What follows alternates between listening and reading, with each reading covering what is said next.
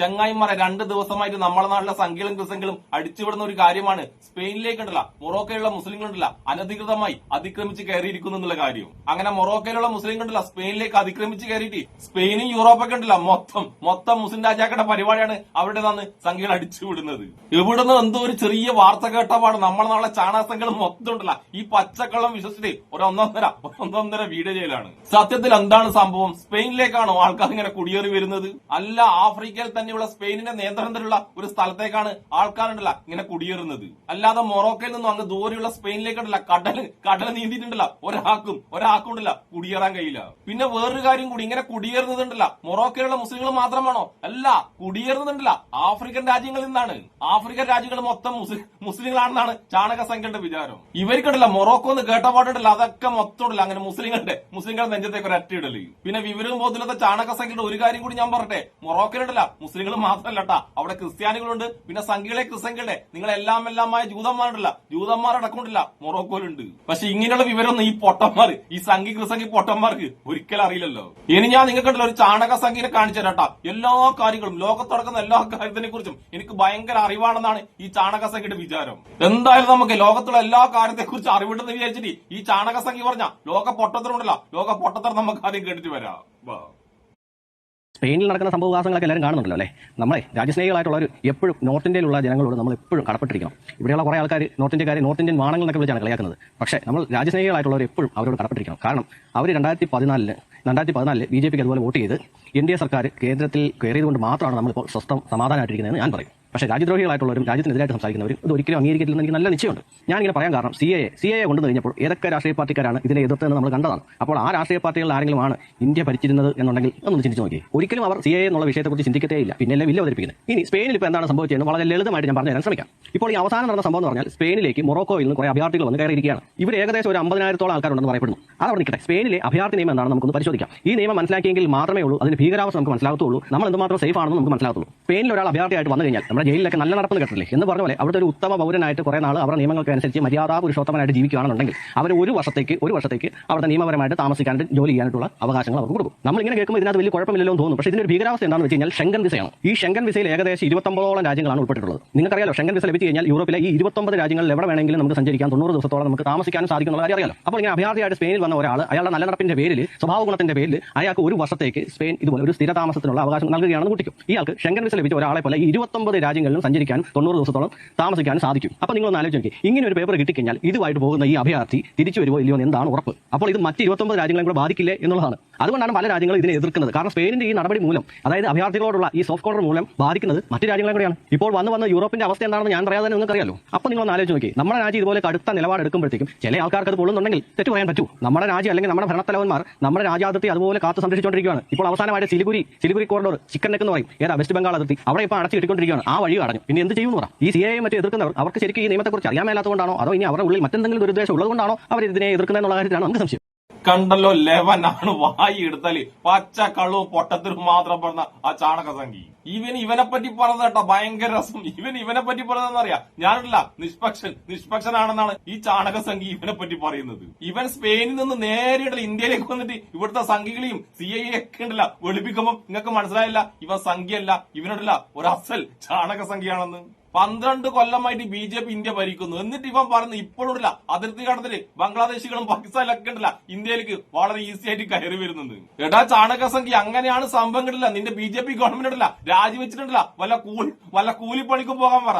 അതായത് ബംഗ്ലാദേശിൽ നിന്നും പാകിസ്ഥാനിൽ നിന്നൊക്കെ ഉണ്ടല്ല വളരെ ഈസി ആയിട്ട് ഇങ്ങോട്ടേക്ക് ഇന്ത്യയിലേക്ക് കുടിയേറാൻ പറ്റുന്നുണ്ടെങ്കിൽ നിന്റെ BJP ഗവൺമെന്റ് അല്ല, രാജ്യം ഭരിക്കുന്ന ഗവൺമെന്റ് അവരുണ്ടല്ല കഴിവില്ലാത്തവരാണെന്നാണ് നീ തന്നെ സമ്മതിക്കുന്നത്. ഇജാതി വിവരമില്ലാത്ത വാണങ്ങളാട്ടാ സംഖ്യകളായിട്ടുള്ള മൊത്തം ടീം.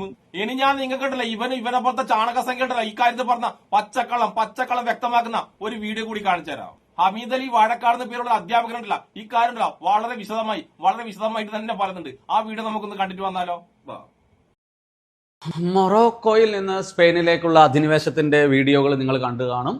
ധാരാളമായിട്ട് അത് ചർച്ച ചെയ്യുന്നു. എന്താണ് ഇവിടെ സംഭവിച്ചുകൊണ്ടിരിക്കുന്നത്? 10,000-10,000 മനുഷ്യർ മൊറോക്കോയിൽ നിന്ന് സ്പെയിനിലേക്ക് കടൽ മാർഗം നീതി രക്ഷപ്പെടുന്നു എന്നാണ് വാർത്ത. അപ്പോൾ ഒരു സംശയം പലരും ചോദിക്കുകയുണ്ടായി. നമുക്ക് ഭൂപടത്തിലേക്ക് വരാം. ആഫ്രിക്കയുടെ വടക്കേ മുനമ്പിൽ ഇതാ ഒരു മൊറോക്കോ കാണുന്നു. യൂറോപ്യൻ യൂണിയന്റെ ഏറ്റവും തെക്ക് ഭാഗത്ത്, പടിഞ്ഞാറൻ ഭാഗത്ത് പോർച്ചുഗലും സ്പെയിനും കാണുന്നു. നോക്കൂ നിങ്ങൾ, സ്പെയിനും പോർച്ചുഗലും അടുത്തടുത്ത രാജ്യങ്ങളാണ്. പക്ഷേ മൊറോക്കോയും സ്പെയിനും തമ്മിൽ അയൽ രാജ്യങ്ങളാണോ? ഒരിക്കലുമല്ല. ഇവർക്കിടയിൽ വലിയൊരു കടലുണ്ട്. ഈ മെഡിറ്ററേനിയൻ സീ അറ്റ്ലാന്റിക്കിലേക്ക് പ്രവേശിക്കുന്ന ജിബ്രാൾട്ടർ കടലിടുക്ക് തന്നെ 14 കിലോമീറ്റർ വീതിയുണ്ട്. ഇത്രയും വീതിയുള്ള ഒരു കടലാണോ ഇവർ നീന്തി കടന്നത്? ഈ കുടിയേറ്റക്കാർ ഇങ്ങനെ നീന്തി കടക്കുന്നത് ഈ കടലാണോ? ഒരിക്കലുമല്ല. ജിബ്രാൾട്ടർ കടലെടുക്ക് നീന്താൻ സാധ്യമല്ല. മാത്രമല്ല ഇതിന് കുറുകെ കടൽ പാലങ്ങളും ഇല്ല. അങ്ങനെയുള്ള ശ്രമങ്ങൾ വിജയിക്കില്ല എന്നതുകൊണ്ടാണ്. അപ്പോൾ ഈ അൽബോറാൻ സീ, മെഡിറ്ററേനിയൻ സീൻ്റെ ഈ ഭാഗത്ത് അൽബോറാൻ സീ എന്ന് പറയും. അൽബോറാൻ സീ ആണോ നീന്തി കടന്നത്? അങ്ങനെ ഒരു കടൽ നീന്തി കടന്നതല്ല ഇവിടെ സംഭവിച്ചിരിക്കുന്നത്. അതിന് നമുക്ക് ഹിസ്റ്ററി അറിയണം. മൊറോക്കോ എന്ന് പറയുന്ന ഈ ആഫ്രിക്കൻ രാജ്യത്തിന് 1956 ഫ്രഞ്ചുകാർ സ്വാതന്ത്ര്യം നൽകി. ആ സമയത്ത് ഈ ഏറ്റവും വടക്ക് ഈ മെഡിറ്ററേനിയനിലേക്ക് ഫേസ് ചെയ്തുകൊണ്ട് സ്പെയിനിന് കുറച്ച് തുറമുഖങ്ങളുണ്ടായിരുന്നു. അതിൽ 2 തുറമുഖങ്ങൾ, അതാണ് ക്വേറ്റ എന്ന് പറയുന്ന ഇപ്പോൾ നമ്മൾക്ക് ചർച്ച ചെയ്ത ഈ തുറമുഖം. ഈ ജിബ്രാൾട്ടർ കടലിടുക്കിലേക്ക് ഫേസ് ചെയ്തിട്ട് ഇങ്ങ് മുനമ്പിൽ കിടക്കുന്നുണ്ട് ക്വേറ്റ. സ്യൂത്ത എന്നാണ് മലയാള പത്രങ്ങളിൽ വന്നത്, പക്ഷേ CNN പ്രൊണൗൺസ് ചെയ്യുന്നത് ക്വേറ്റ എന്നുള്ളതാണ്. അതോടൊപ്പം തന്നെ ഇങ്ങേ മുനമ്പിൽ മെലില്ല എന്ന പേരിൽ ഒരു മുനമ്പും ഇവിടെ സ്പെയിനിനുണ്ട്. ഇത് മൊറോക്കൻ ഭാഷ അനുസരിച്ച് ഇത് സ്പെയിൻ പിടിച്ചെടുത്ത അല്ലെങ്കിൽ സ്പെയിൻ കൈവശം വെച്ചിരിക്കുന്നത് ഞങ്ങളുടെ ഭൂമിയാണ്. അവർക്കതിനിടെ തർക്കമുണ്ട്. ഏതായാലും ഈ ഒരു പശ്ചാത്തലത്തിൽ സ്പെയിനിലെ അവിടുത്തെ സുപ്രീം കോടതി ഒരു വിധി ഒന്നും കടൽ വഴി വരുന്ന മൈഗ്രൻസിനെ തിരിച്ചയക്കുന്നതിൽ ചില നടപടിക്രമങ്ങൾ പാലിക്കണമെന്ന്. ഇത് വ്യാപകമായി കുടിയേറ്റക്കാരെ ഈ ഒരു സ്പെയിനിലേക്ക് കുടിയേറാൻ പ്രേരിപ്പിച്ചു. യഥാർത്ഥത്തിൽ അവർ കുടിയേറിയിരിക്കുന്നത് ആഫ്രിക്കയിൽ തന്നെയാണ്. ആഫ്രിക്കയിലുള്ള സ്പെയിനിൻ്റെ മണ്ണിൽ തന്നെയാണ് അവർ നിൽക്കുന്നത്. ഒരിക്കലും ആഫ്രിക്കൻ കോണ്ടിനെന്റിൽ നിന്ന് യൂറോപ്യൻ കോണ്ടിനെന്റിലേക്ക് കയറാൻ സാധ്യമല്ല ഈ ഒരു രീതിയിൽ. അപ്പോൾ കടൽ മാർഗം കയറി എന്ന് പറയുന്നത് എങ്ങനെയാണെന്നറിയോ?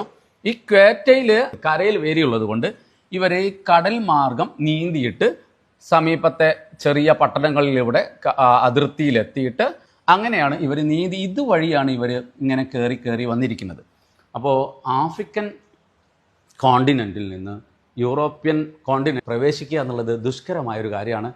നിങ്ങൾ കണ്ടല്ലോ, ഇതാണ് സംഭവം. പക്ഷെ സംഖ്യയിലുണ്ടല്ല, കാള പറ്റുന്ന കേൾക്കുമ്പോഴേക്കുണ്ടല്ല കയറെടുത്തിട്ട് ഒറ്റ ഓട്ടം. അങ്ങനെ ഓടിയ സംഖ്യയിലുണ്ടല്ലോ ഇപ്പൊ ഉണ്ടല്ല നാണം കെട്ടിട്ടുണ്ടല്ല കണ്ട വഴി ഓടിയെന്ന്. പിന്നെ നേരത്തെ ഞാൻ കാണിച്ച ചാണക സംഖ്യ ഉണ്ടല്ല, അവനൊക്കെ വായ തുറന്നിട്ടല്ല പച്ചക്കള്ളം മാത്രമേ പറയൂ. അവനറിയാം അവനൊക്കെ എന്ത് പച്ചക്കള്ളും എന്ത് വിടുതവും പറഞ്ഞിട്ടില്ല. അവന്റെ ആരാധകരായ ചാണക സംഖ്യ ഉണ്ടല്ല, വിവരം ബോധമില്ലാത്ത ചാണക സംഖ്യകള് അവർ വിശ്വസിക്കുന്നുണ്ടല്ല, അവനറിയാം. പക്ഷെ കേരളത്തിൽ ചാണക സംഖ്യകളല്ലാതെ ബോധവും വിവരമുള്ള ഒരുപാട് മനുഷ്യന്മാരുണ്ടെന്ന് ആ ചാണക സംഖ്യ ഉണ്ടല്ല അവൻ അറിയില്ല തോന്നും. അവനൊക്കെ പറഞ്ഞ പച്ചക്കള്ളത്തിനുണ്ടല്ല കേരളത്തിനുണ്ടല്ല ഒരു മണിക്കൂറിന്റെ പോലും ആയുസില്ല.